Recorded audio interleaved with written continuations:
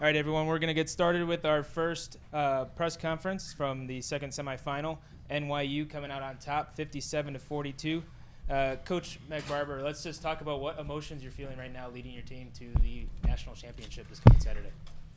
It's pretty indescribable. I think the two teams are combined 60-0.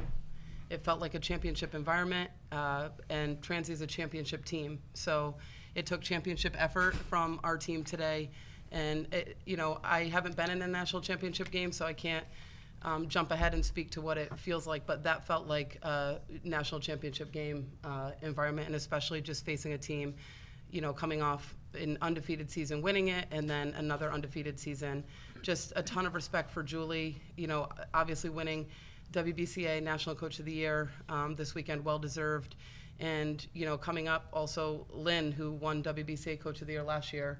And to toot my own horn from these guys, I won it 2 years ago. So it's a loaded coaching field at the Women's Final Four this year. Unbelievable coaching, unbelievable teams. And I'm just so proud of our team. That took 40 minutes of effort. Obviously, Transy wasn't going to go down without a fight. And they were able to have enough composure down the stretch to maintain our lead and pull away with the win. So I'm thrilled for them. I'm thrilled for NYU. And I'm very thankful for the support that our team has from our administration and from the university to see us into the finals. Yeah, and Coach, you're joined today by Natalie Bruns, Megan Bauman, and Caroline Pepper. Ladies, how does it feel from the players' point of view to say you're about to play for a national championship? I mean, it feels incredible. It's everything we've worked for all season, ever since we knew, the people we had coming back and the people we had transferring in. We've been working since September, and to know that all of that hard work has paid off, it's an incredible feeling. Yeah, I mean, just to go off of that, it feels great as a team to be able to do it with everyone in our locker room. We feel really confident in everyone in our locker room, but the job's not finished yet. Yeah, and ladies, that second quarter, 18-5, really separated the game. What was the game plan heading into that second after that truly battle of a first quarter that you guys were stuck in? I mean, for us, just the defensive style that we play, obviously wildly different than Transy's style, and we really like to put a ton of pressure on teams and, pick up tempo and, honestly just wear teams out. So we always talk about it's not about the first quarter, it's not about the third quarter, it's about the second and the fourth. And so, I thought we finished the second quarter in a great way heading into the locker room, and obviously we had to sustain that today in the fourth quarter as well. Sure. Anybody from the crowd have anything to add? Coach, can you talk about your defensive approach? I know you seem to focus a lot of attention on Deja for obvious reasons, but it worked. You held them 30 points below their average. I didn't realize that. Deja's an incredible player. She's All-American, and her length. I mean, she's her 6'5" wingspan. The lob inside is obviously a huge threat.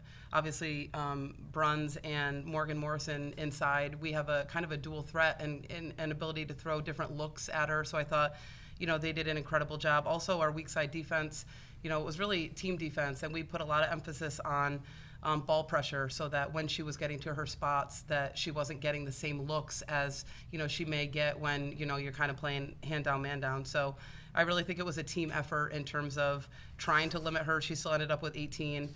But she's just a tremendous player. So obviously our efforts on her were worth it. Obviously you guys have been thinking about this game and this moment for quite a while. Did it meet your expectations? I would say it absolutely met our expectations. I'm happy, Transy's a really good team, and I thought it was a really competitive environment. And just to see all of our fans come all the way from New York to Columbus, I was on the bus ride here really overwhelmed when they had our send-off. Just seeing the support in the community, it's everything we could have hoped for. Carolyn, you were a big part of the streak in the second quarter when NYU took a lead. Talk about that stretch and your contributions. I would say the stretch came down to getting stops on defense and then finding holes on offense, and it was not just because of me, it was from the assists from other people and, finding ways that were working. Coach, talk about the same thing I just asked Natalie. Been thinking about this game and probably knowing that you would meet Transy after last year's loss. Did it meet your expectations? Yeah, this whole tournament has been one game at a time. So there's elements of this that just felt like the same game prep, the same approach as we've taken every other game. But certainly, again, we've talked about it kind of all week. Transy having knocked us out last year on their home court was, a pretty bitter defeat. We had a great team last year. So when we broke our huddle last year, we said we're going to remember this team and really play, in a sense, for this team and for our future heading into the next year. And I think this team has wildly accomplished that. I think all the alums sitting at home, I'm sure my phone is just overwhelmed with text messages, are really, really proud of this group. And I know we got a lot of people heading to Columbus now to watch us on Saturday. Anyone else? Coach, No, go ahead. Coach, talk about Maria Alvarado's ability to step up, stay ready these last several weeks. Yeah, Maria was not getting a lot of minutes, and we had, unfortunately, right before our DeSales game, literally the practice before, we had our backup post player go down with a foot injury. And it's, like next man up. I've talked about our scout team. I think people would be really shocked to see how talented that group is. And we just called Maria's number. She's a freshman. She's been playing against Natalie Bruns for a whole year. Obviously gets you ready. She's Bruns and Morgan. There's not a worse duo to have to play as a freshman. So I think in many ways, Maria has gained confidence. But what an unbelievable performance for a freshman in a Final Four game. Super, super proud of her. Can you speak a little bit to just how, and this is for all of you, how you have maintained just kind of the mental edge and the focus through what for 5 games now seems much less like a competition and much more like a coronation? Oh, I don't know about that. You guys can speak. Okay. I think, we continue to take it one game at a time. We have a game plan for each game, and we focus on that game. And then after we win that game, we celebrate in our locker room, and then we move on the next practice the next day. And again, Coach talked about our scout team, and I think that the competitiveness that they bring to practice every day and the competitiveness in our practices are almost even more competitive than games, so that prepares us extremely well. I think also, too, it's a big theme of this year has been this season is about us. Obviously we have opponents that we need to beat, we need to play to win the national championship, but every day when we come to practice, we're happy to be in our locker room. We're happy to be practicing with these group of girls. So knowing that we're really focused on each other is a big key of that. Coach, with one game left, what's the message that you're sending to your team right now, and what's it going to take to pull this thing through and complete this perfect season that you guys have been on? Well, I just told them in the circle, rinse, because they stink, rest, and repeat. We got one to go. And it's we've been kind of using that motto through the NCAA tournament. It's like and rinse in a sense that this game's over. And now it's time to turn the page. When we wake up tomorrow, it'll be preparing for Smith in a national championship environment. So, it's a lot of, we're enjoying it for sure. And I say all the time, I feel like the luckiest coach in the world to have this group of players to be representing. But it's a player's game. I'm going to be standing on the sidelines without a uniform on Saturday, and these guys have the opportunity to win it. Coach, you have a couple days, and certainly want to let you enjoy this one. Morgan played really well tonight. I don't have the final box score. She was like plus 23. Yeah, Quarter. she was plus 26. Is that where she finished? And obviously Saturday's game is NYU against Smith, but I imagine it will be a special game for her having played there last year. Talk a little bit about, will you do anything to amp her up, amp her down? What is that? Yeah, special's one way to put it.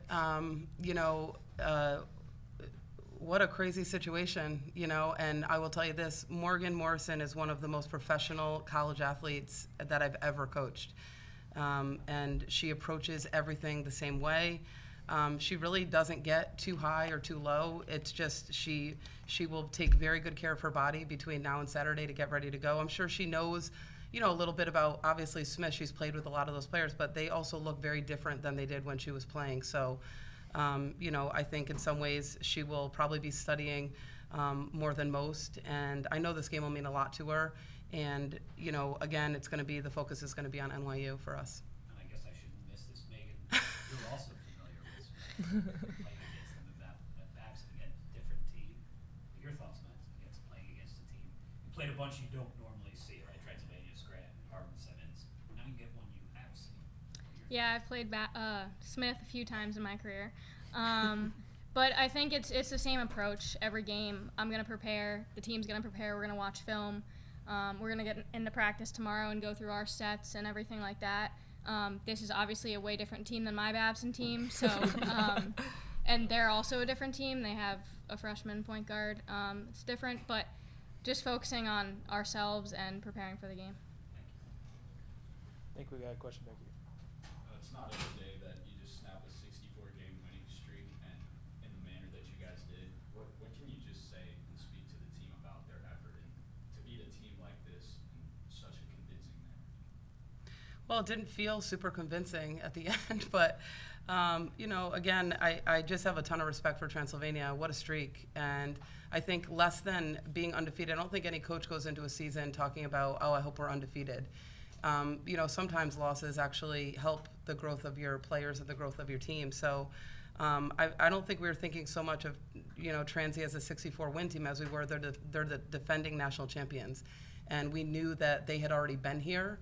Not that we thought that was as much of an edge, because like I said, I think we have a very mature group in our locker room, very experienced group who've been on the road for 2 Elite Eights. So we've been in kind of these adverse environments, but we just knew that they had won it. And so I think that meant a lot more to us in terms of preparation and our mentality than a winning streak.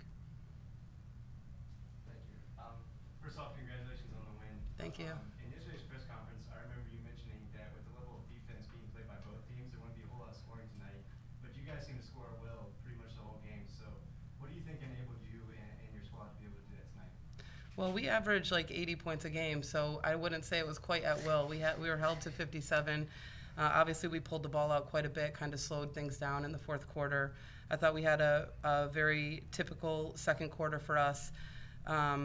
Just playing against zone, it slows things down a little bit. But I thought Carolyn Pepper really found her spots, and we've worked on zone all week just to prepare for this, knowing that they really kind of get people out of their spots, and we wanted to make sure that we were just getting ourselves to spots that we call it green, but just where we're hot from. And obviously it takes great point guard play, great guard play to find players in those spots. And then, again, just players making plays. I mean, Maria Alvarado hit a huge free throw jumper. Bruns hit a 3 at the top of the key late in the game when I kind of felt like neither team really had legs, and that was a huge 3 right there. So, but again, everything we do is really predicated on our defense, and so I think it kind of starts and ends with us. Thank